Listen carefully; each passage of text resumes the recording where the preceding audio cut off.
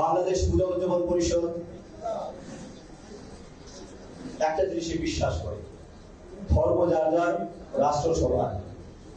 নির্যাতন দিয়েছে, কিন্তু এর যখন অবসান হয়েছে 5 আগস্ট, ওই রাত্রেই আমি আমার দলের সমস্ত সহকর্মীদেরকে আহ্বান জানিয়েছি, অবশ্যই শান্ত থাকবেন, ধৈর্য ধরবেন এবং মহান আল্লাহকে স্মরণ করে দিয়ে বলছি যে কারো উপর কোনো প্রতিশোধ দিবেন না।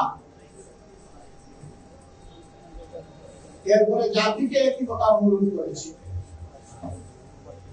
আপনাদের স্মরণ থাকার কথা, বিগত সরকারের গুরুত্বপূর্ণ দায়িত্বশীল নেতা, তাদের দলের সাধারণ সম্পাদক ওবায়দুল কাদের সাহেব বলেছিলেন, আওয়ামী লীগের শাসনের যদি অবসান ঘটে তাহলে শাসনের অবসান যেদিন ঘটবে তার 2 দিনের মধ্যে বাংলাদেশে আওয়ামী লীগের কমপক্ষে 5 লক্ষ লোককে হত্যা করা হবে।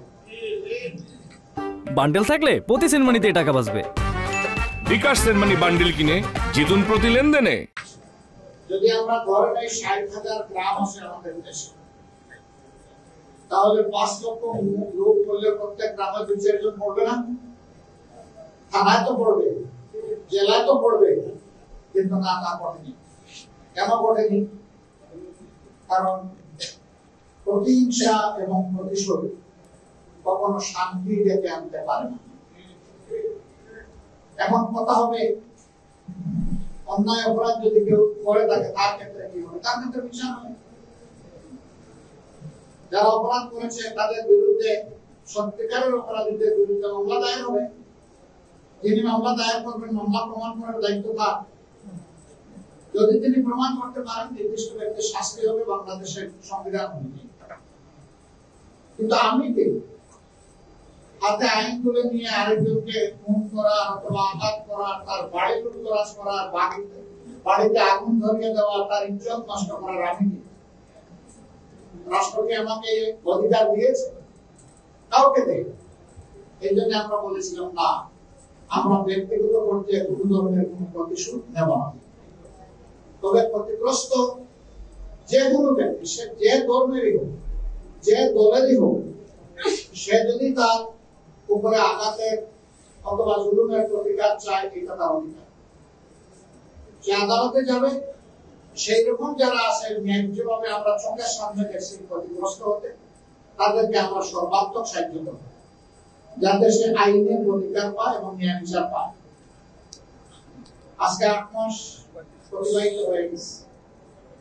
এই সময়ের ভিতরে বড় কোনো দুর্ঘটনা ঘটে, তবে কিছু কিছু জায়গায় কিছু ঘটনা ঘটেছে, এটা আমরা অস্বীকার করব না। আমরা সেই বিষয়গুলো বুঝে নেওয়ার চেষ্টা করেছি, এরা কারা করেছে এবং কারা ক্ষতিগ্রস্ত হয়েছে, এই দুইটাই আমরা বুঝে নেওয়ার চেষ্টা করেছি। আমি আপনাদেরকে নিশ্চয়তা দিয়ে বলছি, 56,000 বর্গমাইলের এই বাংলাদেশে আমাদের কোন কর্মী এই অপকর্মের সাথে জড়িত ছিল না। বরঞ্চ এগুলোর আমরা সোচ্চার প্রতিবাদ করেছি। আর যারা ক্ষতিগ্রস্ত হয়েছেন, বেশিরভাগ ক্ষেত্রে তারা হয়তো কোনো নির্দিষ্ট দলের নেতা ছিলেন, কর্মী ছিলেন, তাদের হয়তোবা তাদের দ্বারা অন্য কেউ আহত ক্ষতিগ্রস্ত হয়েছে, তাই তারা প্রতিশোধ নিয়েছে। কিন্তু আমাদেরকে ক্ষতিগ্রস্ত করলেও আমরা কোনো প্রতিশোধ নিইনি। দ্বিতীয়ত আমরা কি করেছি, আমার ছোট ভাই অরুণাব যেটা বলেছেন যে আমরা কারো দয়া চাই না, আমরা মর্যাদা নিয়ে বাঁচতে চাই। আমরা বলতে আমরা সবাই। কেন আমার একটা উপাসনার সময় আমার মন্দির পাহারা দিতে হবে? কেন চার্চ প্যাগোডা পাহারা দেওয়া লাগবে? কেন মঠ পাহারা দেওয়া লাগবে? কেন মসজিদ পাহারা দেওয়া লাগবে? যদি দেশে নিরাপত্তা নিশ্চিত থাকে, তাহলে সকল ধর্মের মানুষ তার মনের প্রশান্তি নিয়ে তার ধর্মীয় আচার আচরণ সে করবে, পালন করবে। এটা তার অধিকার। এখানে কারো দয়ার কোনো ব্যাপার নেই। আমরা চাই সেটাই হোক। তবে এই পরিস্থিতি সৃষ্টি না হওয়া পর্যন্ত যতদিন বিভিন্ন ধর্মের মানুষের প্রয়োজন হলে আমরা তাদের পাশে আছি। আমরা 6 তারিখ থেকে শুরু করে পরবর্তী 15 দিন সব জায়গায় ছিলাম, রাস্তায় ছিলাম, ওই সমস্ত প্রতিষ্ঠানে ছিলাম। কেউ কেউ আশঙ্কা করেছেন তার ব্যবসা প্রতিষ্ঠানে হামলা হবে, সেখানে আমরা পাহারা বসি।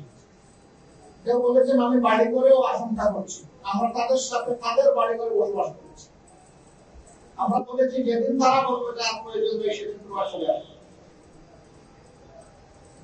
15 দিনের দিন আমরা সকল ধর্মের শীর্ষস্থানীয় নেতৃবৃন্দকে নিয়ে একসাথে বসেছি। বসে বলেছি যে এটা আমাদের নৈতিক নাগরিক দায়িত্বের জায়গা থেকে করেছি, কিন্তু এটা আমাদের রাষ্ট্রীয় দায়িত্ব না। আমরা চাই রাষ্ট্র রাষ্ট্রের কাজ করি।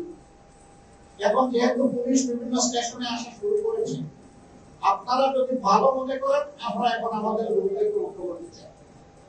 আর আপনারা যদি চান যে না আমরা কিছুদিন থাকলে আমরা থাকতে চাই, সিদ্ধান্ত আপনারা দেবেন। তারা তখন বলেছেন না চাইতেই যখন আপনারা এসেছেন, আশা করি প্রয়োজনে আগামীতেও পাবো। 15টা দিন মেঘে ভিজে রোদে শুকিয়ে আপনাদের লোকরা মশার কামড় খেয়ে দিন রাত তারা পাহারা দিয়েছে, আমরা পারিনি।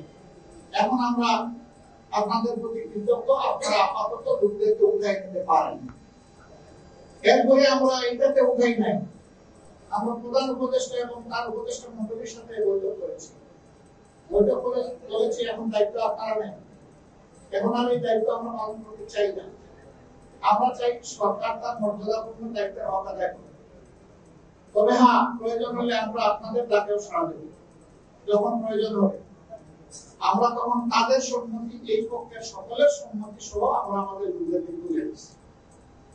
এরপরে যখন দুর্গাপূজা আসলো, তখন সারা দেশে আমরা আমাদের লোকদেরকে মেসেজ দিলাম যে আপনারা ডিসিএসপির সাথে বসেন, এখানে এখন সামরিক একজন দায়িত্বশীল ব্যক্তি থাকে, তাকেও রাখেন এবং সকল ধর্মের নেতৃবৃন্দকে রাখেন।